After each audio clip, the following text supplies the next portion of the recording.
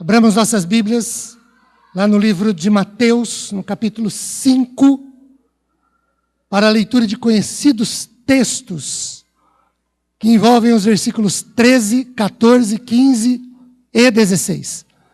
Mateus 5.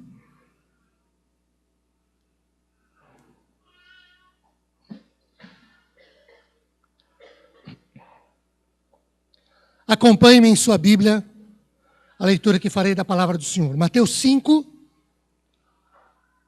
de 13 a 16. Vós sois o sal da terra.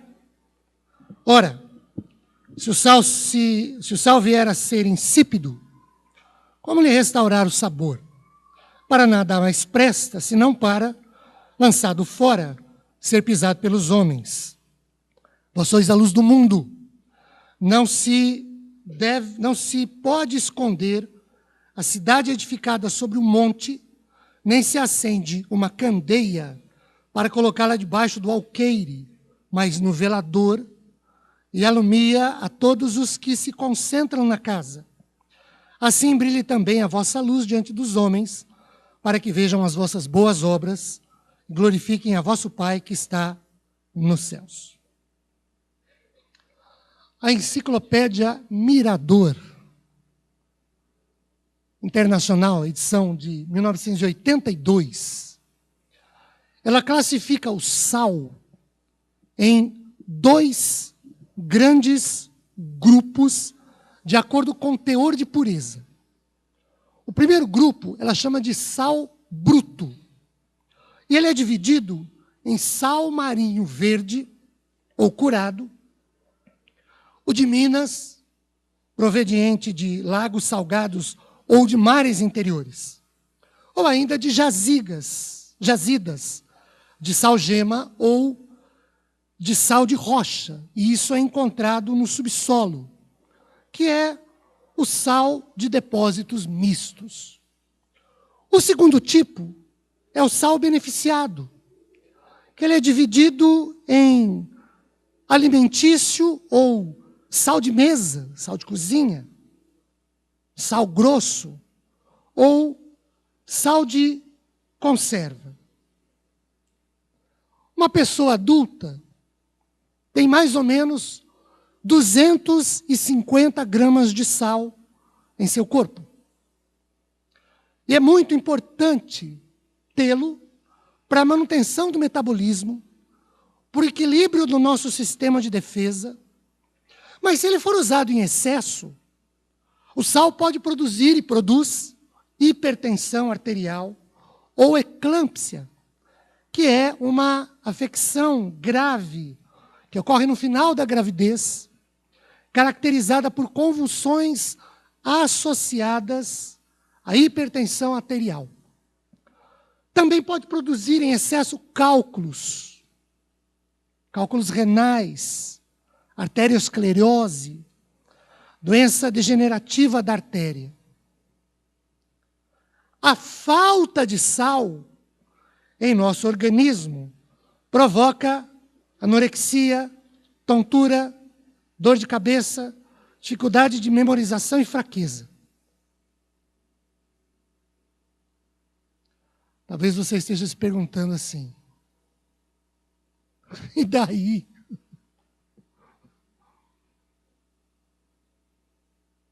Além de ser cultura inútil, o que eu não concordo que seja, por isso eu disse, talvez alguém pense. Como eu disse de manhã, como diria o grande filósofo do programa do Chaves, o Kiko eu tenho com isso? O que isso diz respeito a nós?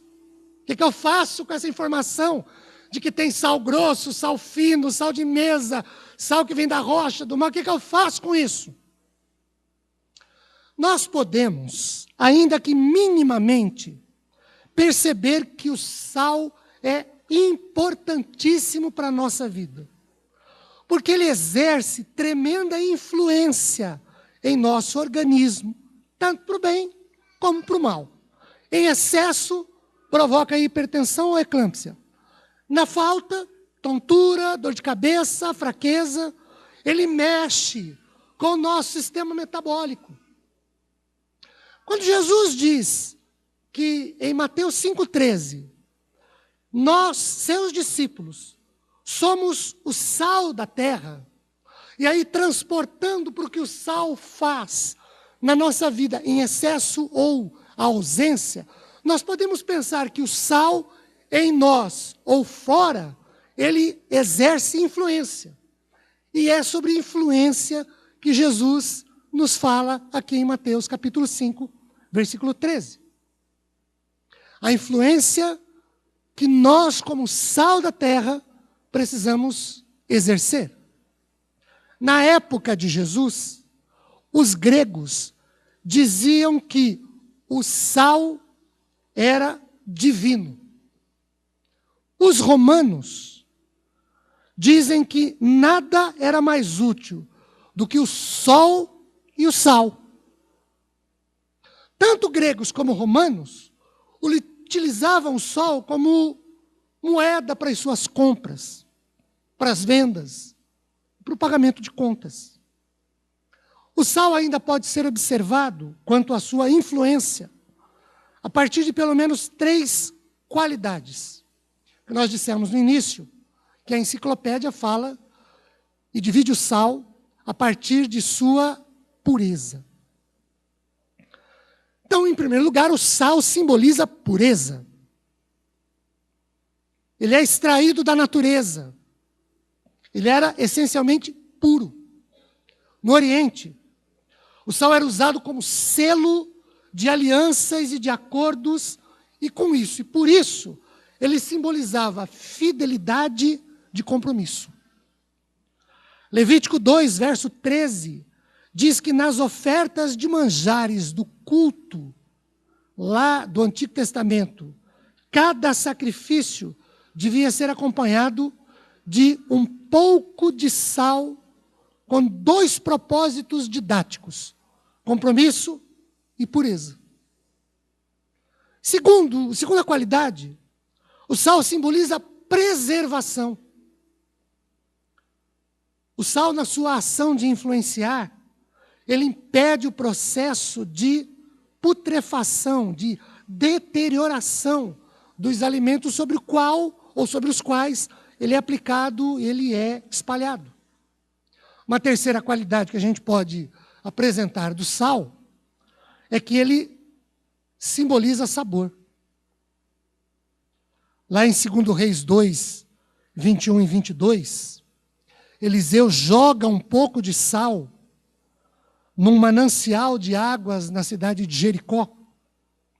E esse manancial torna as águas que saem dele águas saudáveis. Ele dá sabor ao alimento. O sal pode perder o poder de influenciar, de promover sabor, por um processo de adulteração, de contaminação ou de infiltração. De acordo com o versículo 13, ele pode se tornar insípido ou sem gosto, sem sabor, em razão de substâncias estranhas que se agregam a ele. Isso nos faz pensar, ou deve nos fazer pensar, em 2 fatores que eu quero ressaltar. O primeiro é que o sal age, influencia de maneira silenciosa, secretamente. Sal não faz estardalhaço onde ele chega, onde ele é aplicado, onde ele é usado. Mas a sua presença é notada. Porque ele promove sabor, ele provoca sabor onde ele é aplicado. Segundo, o sal age, influencia, ele muda o sabor sem ser mudado. E aí, a gente pode dizer o seguinte: o sal influencia sem ser influenciado. Qualquer alimento que você fizer e utilizar o sal, você dirá: esse alimento tem sal. O contrário nunca será verdade. Você jamais poderá dizer, por exemplo, este sal tem carne. Esse sal está com gosto de arroz. Esse feijão tem sal. Isso você pode dizer. O contrário, não. nossa, esse sal está com gosto de feijão, que delícia de sal. Você não pode falar isso. O sal influencia. Ele não é influenciável e nem influenciado. Quando Jesus aqui em Mateus 5, 13, fala que nós somos o sal, é isso que ele quer dizer. Nós somos agentes que deveríamos influenciar o meio em que nós vivemos e convivemos, sobre o qual estamos e com quem nos relacionamos, sem sermos influenciados por esse meio. Essa é a questão. Nos versículos 14, 15 e 16, desse texto que lemos de Mateus 5, Jesus nos diz que nós somos, como seus discípulos, luz do mundo. Ele também fala de influência. Nós podemos pensar que a luz tem pelo menos 3 simbolismos. Primeiro, ela simboliza visibilidade. Ela ilumina. Não se pode se esconder a luz, porque ela é para ser vista. E onde ela se faz presente, não há trevas. Aliás, as trevas só existem aonde não há luz. Onde há luz, não há trevas. O segundo simbolismo é que a luz simboliza direção, orientação. Nesse sentido, nós precisamos pensar sobre 3 grandezas físicas básicas da luz. Brilho ou ambiente, maior ou menor. A luz brilha mais ou brilha menos, mas é luz. Brilhando mais ou menos, as trevas não se fazem presentes. Cor ou frequência, forte ou fraca. E aí nós temos as várias potências que a gente pode destacar, ou poderia destacar, da luz, quanto à sua fortaleza ou fraqueza. Luz mais forte, luz mais fraca. Muito ou pouco. Mas, de novo, forte ou fraca, muito ou pouco, onde ela se faz presente, não há trevas.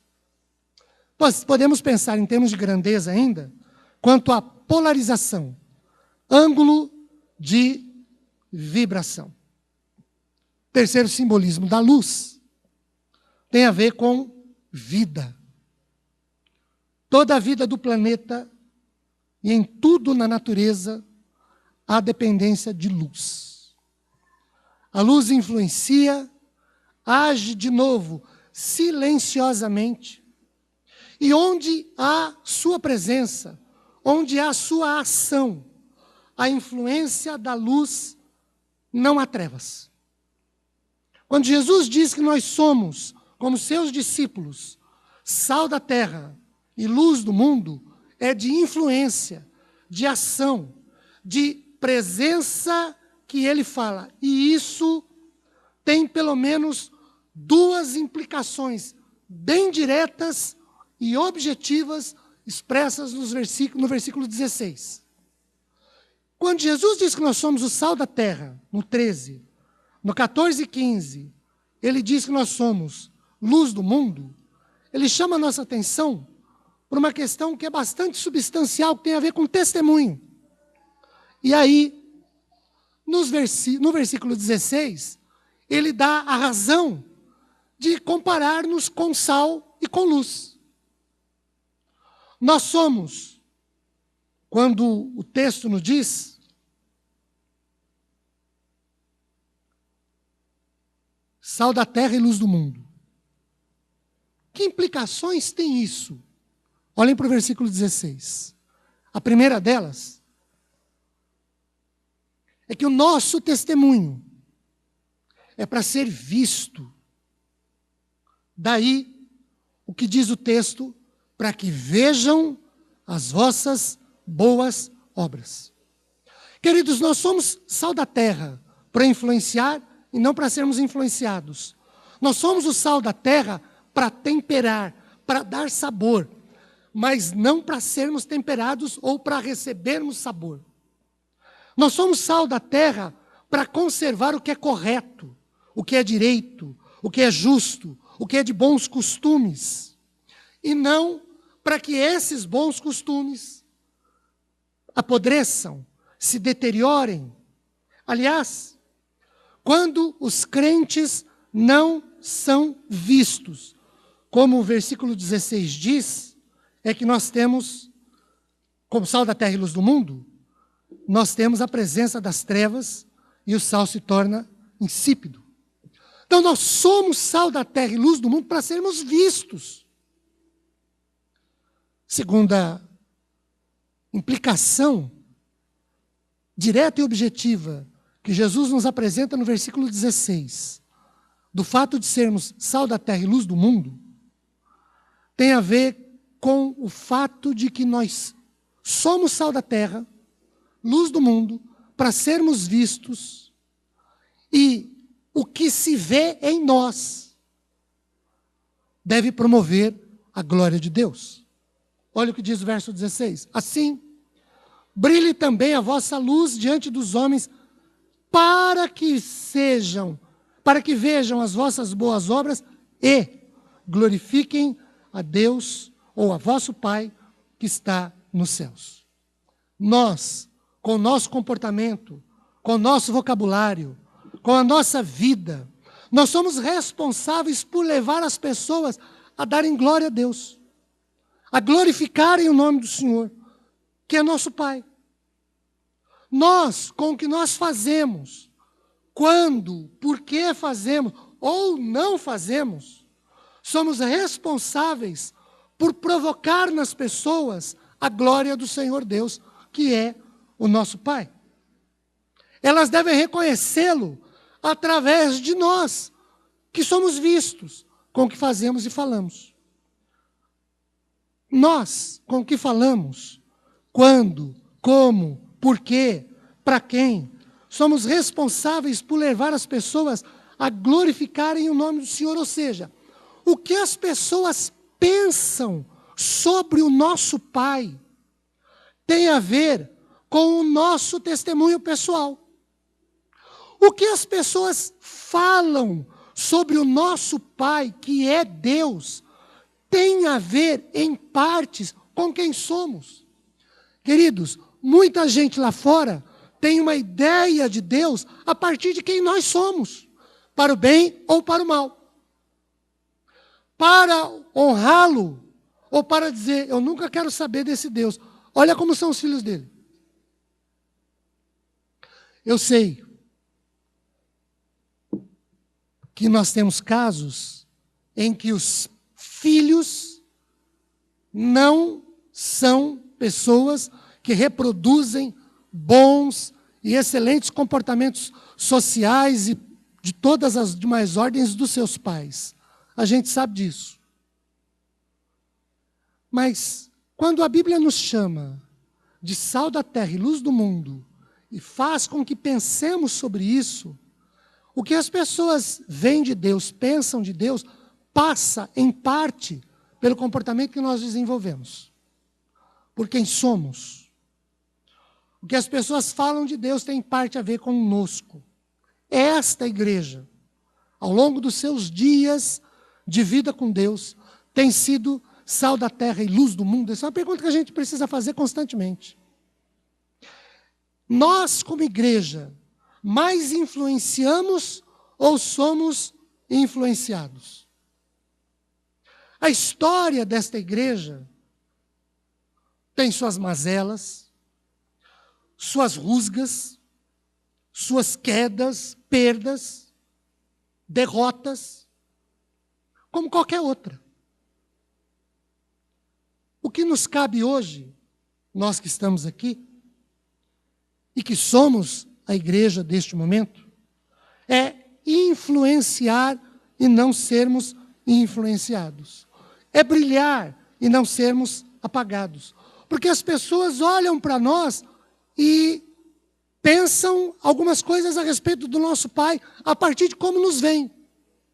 Somos responsáveis, sim, pelo que as pessoas veem, olham e imaginam sobre o nosso Deus. E a pergunta é, nós temos sido sal da terra e luz do mundo? Quando as pessoas olham para quem nós somos, como nos comportamos, onde trabalhamos, com quem convivemos, no ambiente de estudo, no ambiente acadêmico.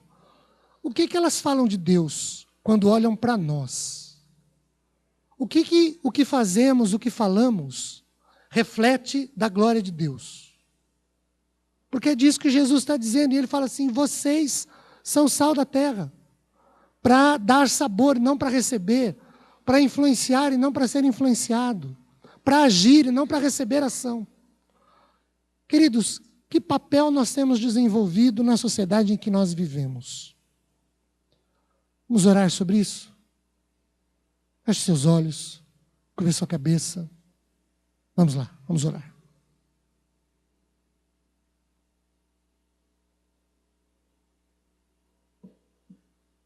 Senhor Deus, cada um de nós aqui tem, em sua grande maioria, um ambiente que é muito próprio, que é muito seu. A rua que vive, as pessoas com quem convivem dentro de casa e que não são teus servos, o ambiente acadêmico, de estudos, de trabalho, o viver do dia a dia social, supermercado, açougue, farmácia, loja, enfim. Às vezes é um ambiente muito próprio. Pessoas com quem conversamos, vemos, com quem convivemos, vizinhos. Senhor, o que essas pessoas nos vêm fazendo? Ou não fazendo? Falando ou não falando? Porque isso tem a ver com, em partes, com o que elas pensam a teu respeito, com o que elas falam do Senhor. Porque nós somos sal da terra, para influenciarmos e não para sermos influenciados, para provocarmos alteração no meio em que nós vivemos, e não para sofrer alteração do meio em que nós vivemos.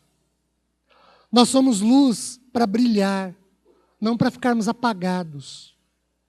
E aí nada tem a ver, esse brilho, nada tem a ver com vaidade, com holofotes. Isso tem a ver com testemunho, com a vida.